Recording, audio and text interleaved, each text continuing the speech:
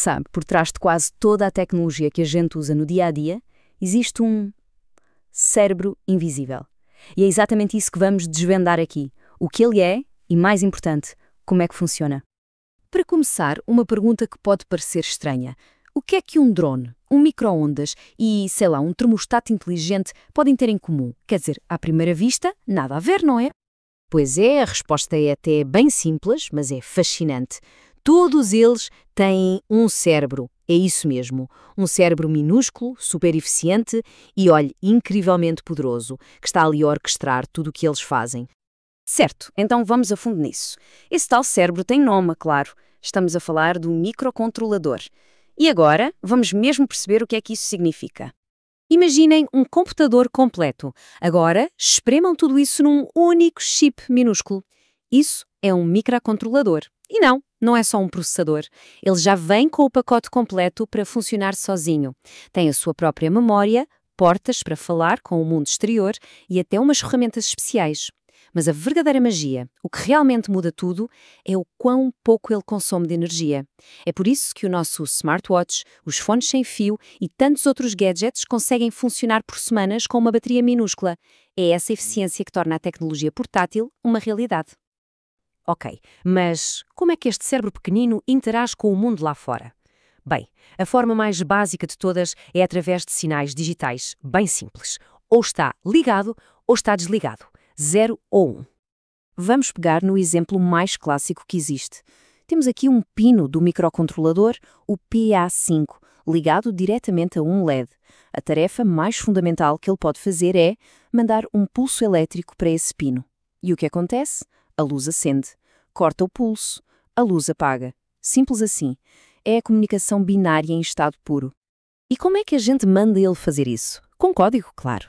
Temos uma pequena função que roda super rápido, a cada meio segundo. O que ela faz? Primeiro pergunta, o sistema está a funcionar bem? Se a resposta for sim, se o estado for ok, ela simplesmente inverte o estado do pino. Se o LED estava aceso, apaga. Se estava apagado, acende. E se houver algum problema? Aí, por segurança, o código manda apagar o LED de vez. É um exemplo perfeito de como umas poucas linhas de software têm controle total sobre o hardware físico. Mas claro, os microcontroladores não são só de falar. Eles também sabem ouvir. E isso é crucial. Pegamos neste sistema de alarme como exemplo. Há um sensor ligado a um pino de entrada, o P0. O que o microcontrolador faz? Fica ali, pacientemente, sempre à escuta nesse pino, à espera que o sensor lhe diga alguma coisa para poder agir. A lógica por trás disto é super direta. O programa está num loop infinito, sempre a perguntar ao sensor: e aí, tudo na mesma? No momento em que ele detecta um sinal, puf, ele ativa o alarme noutro pino, o de saída. E não fica ligado para sempre, claro. Ele conta exatamente 5 segundos e desliga o alarme. E depois, fica à espera que o sensor se acalme e volte ao estado normal para poder começar tudo de novo. É este ciclo clássico: ler, decidir, agir, sem parar. Ok, ligar e desligar coisas é super útil, sem dúvida, mas o mundo real, bem, ele não é preto no branco, não é binário. O mundo real é analógico, cheio de nuances, de valores intermédios. Então fica a pergunta: como é que um cérebro que só pensa em zeros e uns consegue entender um mundo tão complexo e analógico? A resposta está numa ferramenta incrível, um periférico especial chamado Conversor Analógico Digital, ou simplesmente ADC. Pensem no ADC como o tradutor oficial do microcontrolador. Ele pega numa voltagem do mundo real, que pode vir de um sensor de temperatura, de luz, de qualquer coisa, e traduz para um número. Um número que o processador digital consegue finalmente entender. Mas como é que essa tradução acontece? Vamos espreitar o processo? Primeiro, entra em cena o MUX, o multiplexador. A melhor forma de pensar nele é como um porteiro ou um seletor de canais. O microcontrolador pode ter de ouvir vários sensores ao mesmo tempo. O MUX garante que ele só presta atenção a um de cada vez, escolhendo qual sinal vai ser medido naquele instante para não haver confusão. Ok, o canal foi escolhido. O sinal agora passa por um circuito chamado Sample and Hold, amostra e segura. E porquê? Porque uma voltagem analógica está sempre a flutuar. O que este circuito faz é tirar uma fotografia instantânea daquela voltagem e congelá-la por um brevíssimo momento. É como dizer para aí, só para conseguir uma medição exata e estável. E com essa voltagem congelada na fotografia, o coração do ADC pode finalmente fazer o seu trabalho. O conversor propriamente dito mede essa voltagem e transforma-a num número digital. Esse número é então guardado num sítio especial, o registro de resultado, prontinho para o programa o ir buscar e usar. Certo, teoria é uma coisa, mas vamos ver isto na prática, que é sempre mais fácil de entender. Imaginem um sensor de força ligado ao nosso microcontrolador. É simples, quanto mais força se aplica no sensor, maior é a voltagem analógica que ele envia. Então vamos lá. Se aplicarmos uma força de, digamos, 100 kN, o sensor vai gerar exatamente 1,0 volt. O ADC, por sua vez, sabe que a voltagem máxima que ele consegue ler é 3,0 volts. Então ele faz as contas.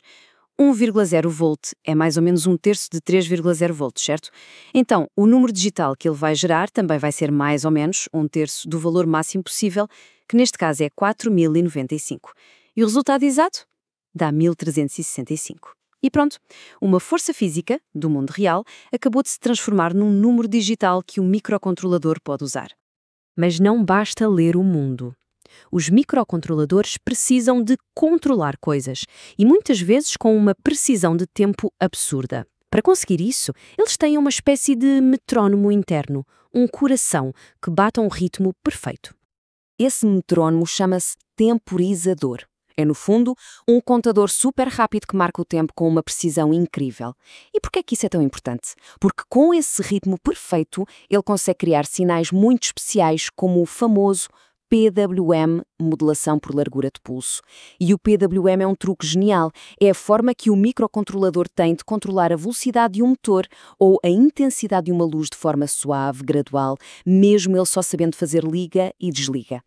O segredo do PWM está todo num conceito, o duty cycle, ou ciclo de trabalho. É muito simples, é só a percentagem de tempo que o sinal fica ligado dentro de cada pulso. Se o ciclo de trabalho for 100%, significa potência total. Se for 50%, temos metade da potência. Ao variar esta percentagem muito depressa, conseguimos criar a ilusão de um controle analógico e suave. E para configurar isto, é pura matemática, mas é simples. A gente define um valor num registro, o de período, para dizer com que frequência o sinal vai pulsar, neste caso para dar 10 kHz. Depois, definimos outro valor no registro de pulso, para dizer quanto tempo dentro desse período é que o sinal fica ligado. A conta é fácil. O valor do pulso a dividir pelo do período dá-nos o tal ciclo de trabalho. Aqui, 5.400 a dividir por 7.200 dá exatamente 75%. Ok. Agora chegou a hora de juntar todas as peças do puzzle. Já vimos como ler o mundo, tanto em digital como em analógico. E já vimos como controlar coisas com precisão. Vamos ver agora como tudo isto se junta para criar um sistema verdadeiramente inteligente. O que temos aqui é um exemplo perfeito. Um sistema de controlo de temperatura. De um lado, um sensor de temperatura, que está a medir o ambiente e a enviar uma voltagem analógica. Do outro, um elemento de aquecimento. E no meio, o nosso microcontrolador, a tomar as decisões. Ele lê a temperatura e decide se liga ou desliga o aquecedor. E como é que ele pensa? É um ciclo que nunca para. A cada segundo, ele faz o seguinte. Primeiro, lê a voltagem do sensor. Segundo, converte esse número numa temperatura real, em graus Celsius. Terceiro, aplica a lógica. A temperatura está abaixo de 190 graus? Se sim, liga o aquecedor. Já passou dos 210 graus? Se sim, desliga o aquecedor. E por fim, espera um segundo. E começa tudo de novo. Ler, converter, decidir, agir. É isto, o ciclo de feedback em ação, a verdadeira essência do controle inteligente. Portanto, desde a tarefa mais simples, como fazer piscar um LED, até algo complexo como manter uma temperatura perfeita, o microcontrolador é o verdadeiro herói invisível do nosso mundo tecnológico. Está em todo lado, a ler, a decidir e a agir milhões de vezes por segundo em quase tudo o que usamos. E isso deixa-nos com uma pergunta. Se estes cérebros minúsculos já controlam o nosso mundo por dentro, o que é que eles ainda vão aprender a fazer a seguir?